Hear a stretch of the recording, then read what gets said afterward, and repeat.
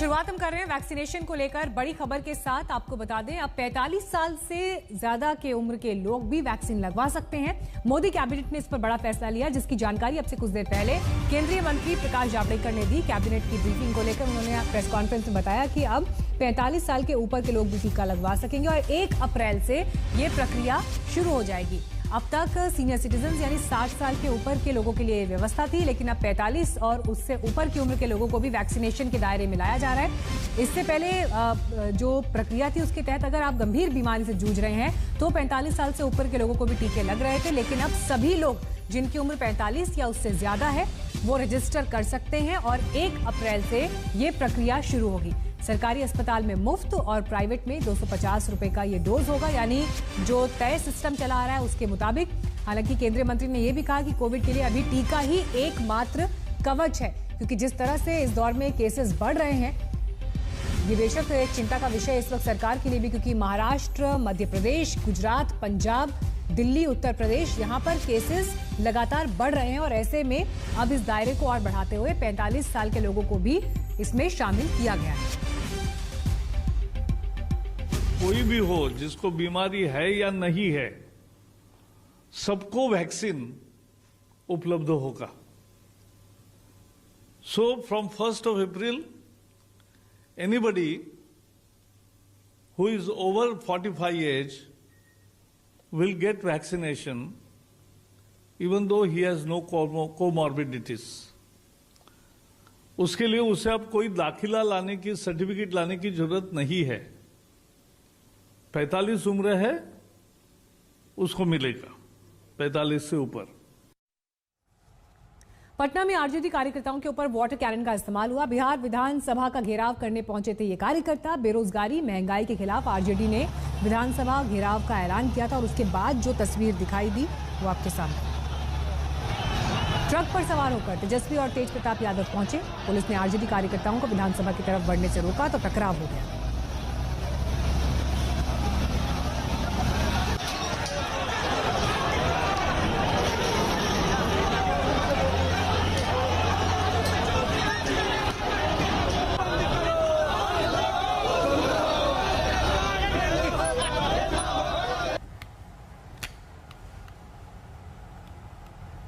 असम से लेकर बंगाल तक जोरदार प्रचार कर रहे रक्षा मंत्री राजनाथ सिंह का कहना है कि नागरिकता कानून को लेकर उनकी सरकार पर कोई शंका नहीं है। ममता पर राजनाथ ने चोट का फायदा पहुंचाने का आरोप लगाया। बंगाल से लेकर चीन और पाकिस्तान पर राजनाथ सिंह ने आज तक से ये खास बात की। राजनाथ जी, स्वागत है आपका आज तक पर। असम के चुनाव के लिए आप प्रचार करने जा रहे हैं। बीजेपी ने अपने संकल्प पत्र में कहा है कि कैबिनेट की पहली मीटिंग होगी तो CAA लागू करने का फैसला लेंगे। ये बंगाल के लिए आया, क्या असम के लिए भी संकल्प पत्र में CAA लागू करने की टाइमलाइन आएगी? मैं समझता हूं कि हम पूरी सावधानी बरतेंगे कि किसी भी सूरत में जो असम की एक पहचान है, जो आइडेंटिटी है, वो किसी भी सूरत में प्रभावित न होने पाए। यह हमारा प्रयास होगा और वहाँ की जो सभ्यता संस्कृति है वह और अधिक मजबूत हो, असम की पहचान मजबूत हो, ये हम लोगों की तरफ से भरपूर कोशिश होगी। जो भी करना होगा हम लोगों को विश्वास में लेकर ही करेंगे। असम के लोगों अभी तय नहीं किया कि वहां CAA को लेके बातें उस तरीके से कुछ लोगों के द्वारा इस CAA को लेकर जो है एक गलतफहमी लोगों के अंदर पैदा की जा रही है, तो लोगों को एक विश्वास में लेकर ही कदम उठाना मैं समझता हूं कि यह उचित होगा। इसी चीज को लेकर विपक्ष आपको घेर रहा है कि आपको बैलेंसिंग एक्ट करना पड़ रहा है बंगाल असम के बीच में, क्या वाकई ऐसा है? बैलेंसिंग एक्ट नहीं, कभी भी हमारी सरकार का यह उद्देश्य नहीं हो सकता है कि किसी भी राज्य की आइडेंटिटी प्रभावित हो, हम कभी नहीं चाहेंगे। और लेकिन कुछ लोगों ने आशंका पैदा कर रखी है कि इसके कारण जो है वहाँ की जो आइडेंटिटी है, पहचान है, वहाँ की सभ्यता संस्कृति है, वो प्रभावित होगी। तो मैं समझता हूं कि इस गलतफहमी को हम दूर करने की कोशिश करेंगे। ऐसा क्या हुआ कि पिछले 1-1.5 साल में CAA NRC को लेके असम से ही जो चीजें खड़ी हुई थी, अब उसी असम में उन बातों को कहने में या उन पर चर्चा करने में पार्टी को हिचक हो रही है? मैंने कोई संकोच नहीं है, कोई संकोच नहीं है। मैंने तो मात्र इतना ही कहा है कि जो भी हमको करना होगा वहां के लोगों को विश्वास में लेकर ही हम करेंगे। जो लोगों की गलतफहमी है उसको हम दूर करने की पूरी कोशिश करेंगे। हिमंता बिस्वा शर्मा का बयान है, उन्होंने कहा कि असम में एनआरसी और सीएए डिस्कोर्स में नहीं है। असम में एनआरसी और सीएए डिस्कोर्स में नहीं है। मैंने जो कुछ भी कहा हो, लेकिन जो मैं कह रहा हूं वो हमारी अपनी बात है। क्या आप जब असम में बातें करेंगे, प्रचार के लिए जाएंगे, उसमें सीएए का जिक्र होगा या फिर अब सीएए बैक सीट पर है? अब देख लेंगे, वहां पर जैसी स्थिति बनेगी, जहां आवश्यक होगा वहां इसके संबंध में चर्चा करेंगे। लेकिन इस समय जो मैं बात कह रहा हूं, यही बात बोलना होगा यदि मुझे, तो मैं जनता के बीच बोलूंगा। कांग्रेस ने कहा कि हम 5 गारंटी दे रहे हैं असम के लिए, उसमें से एक है सीएए को खत्म करेंगे, केंद्रीय कानून को असम से खत्म करने की बात। क्या ये देखिए, ऐसा है, कांग्रेस के द्वारा जितने भी आश्वासन, चाहे बंगाल हो अथवा असम हो अथवा देश का कोई राज्य हो, उसमें जो आश्वासन दिए जा रहे हैं वो बेमानी है। क्योंकि कांग्रेस भी हकीकत को जानती है कि किसी भी सूरत में केंद्र में आगामी कई वर्षों तक कांग्रेस सत्ता में आने वाली नहीं है। यह तो आम जनता को गुमराह करने की एक कोशिश है कांग्रेस की तरफ से। लेकिन और मेरा यह मानना है कि जनता की आंखों में धूल झोंक कर कभी भी किसी राजनीतिक पार्टी को अथवा राजनेता को नहीं करनी चाहिए। राजनीति यदि करनी चाहिए तो जनता की आंखों में आंख डालकर राजनीति करनी चाहिए।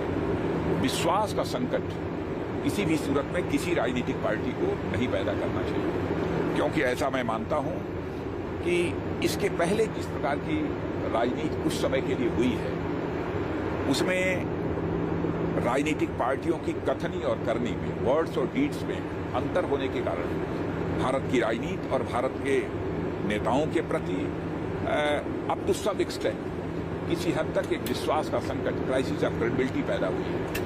भारतीय जनता पार्टी देश की एक ऐसी राजनीतिक पार्टी है जिसने भारत की राजनीति में पैदा हुए इस विश्वास के संकट को, इस क्राइसिस ऑफ क्रेडिबिलिटी को एक चुनौती के रूप में स्वीकार किया है।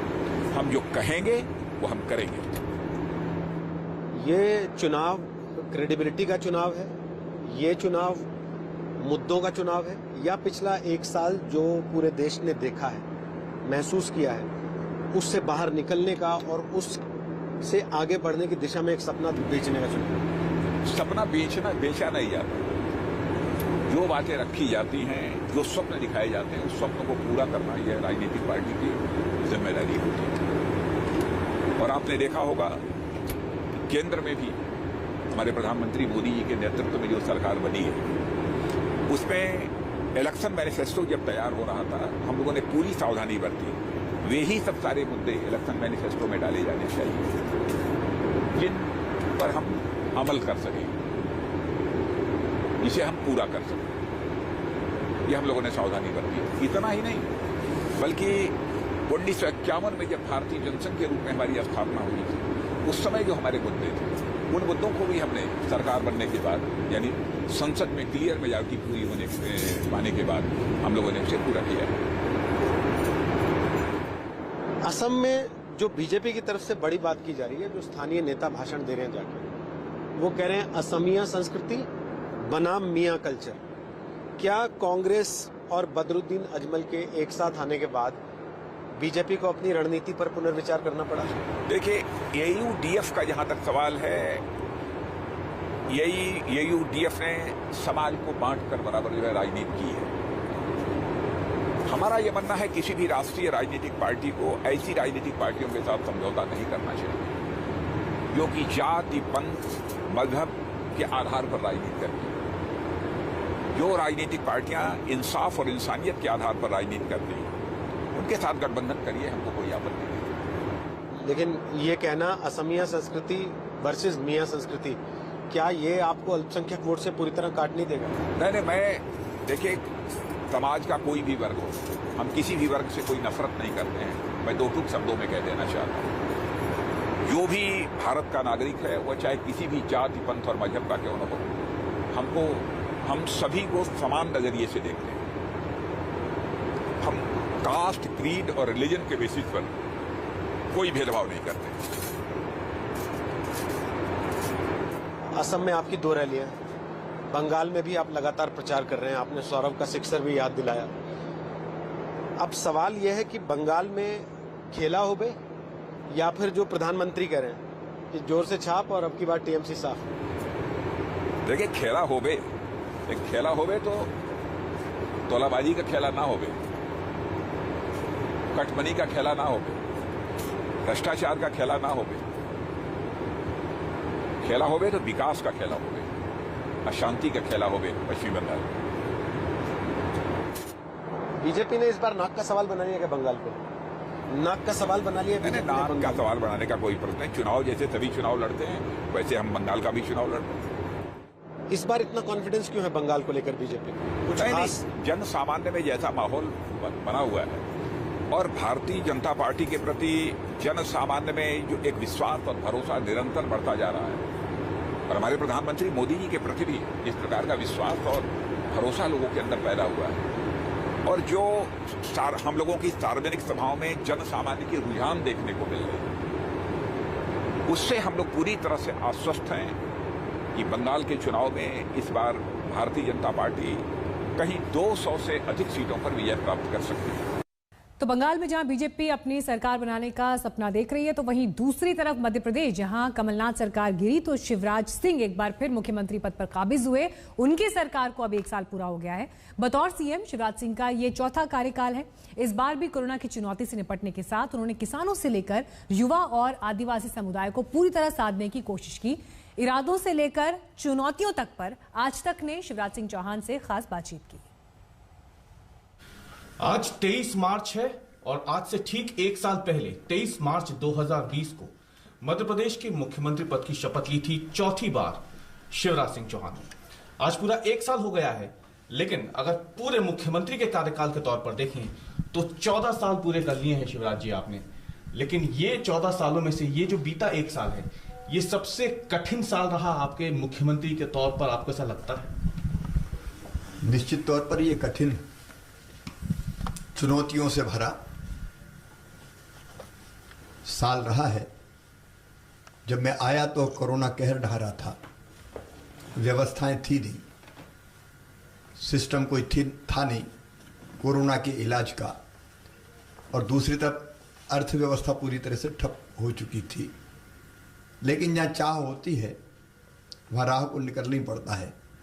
अभी मैं देख रहा था कि हमने 1 साल में 89,000 करोड़ रुपया किसानों के खाते में अलग अलग योजनाओं के अंतर्गत डाला। इस विपरीत परिस्थितियों में बहुत तेजी से काम हो रहा है। 9,800 करोड़ से ज्यादा की शासकीय संपत्ति को भूमाफियाओं के कब्जे से खाली करवा लिया गया है। ये तो खाली हो गई है, लेकिन जो खाली होने वाली है, मेरा अंदाज है कि अकेले इंदौर में लगभग 40,000 करोड़ रुपए की जमीन ऐसी थी जो माफियाओं ने दबा ली थी। अब उसको हम मुक्त करा रहे हैं।